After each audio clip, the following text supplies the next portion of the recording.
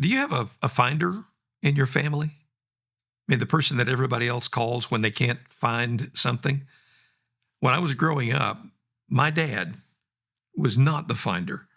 My mom was.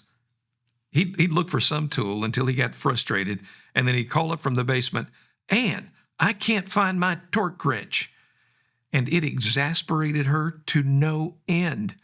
She'd march down the steps with a flashlight in her hands and ask, "What does a torque wrench look like?" And he'd describe it. And then she'd switch on the flashlight. And in less than 30 seconds, she'd pick up something that fit the description and ask, "Is this it?" And he was like, "Well, where'd you find that?" They did that dance for decades.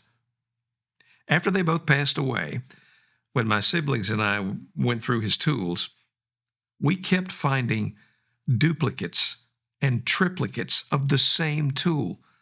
There were 4 12-inch crescent wrenches, 2 of them still in the packaging. They still had that new tool smell.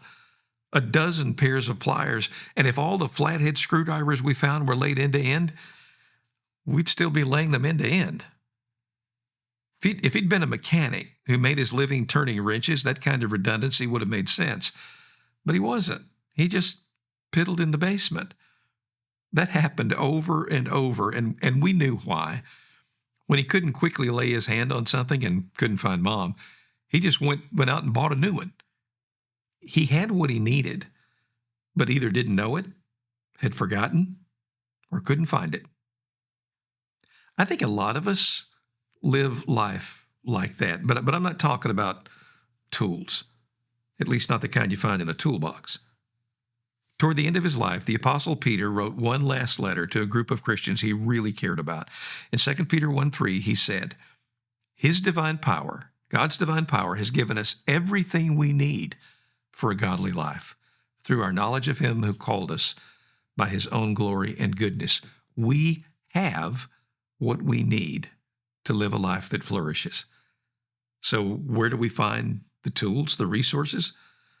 Well, a few verses later, Peter wrote, "We have the prophetic message as something completely reliable, and you will do well to pay attention to it as to a light shining in a dark place until the day dawns and the morning star rises in your hearts."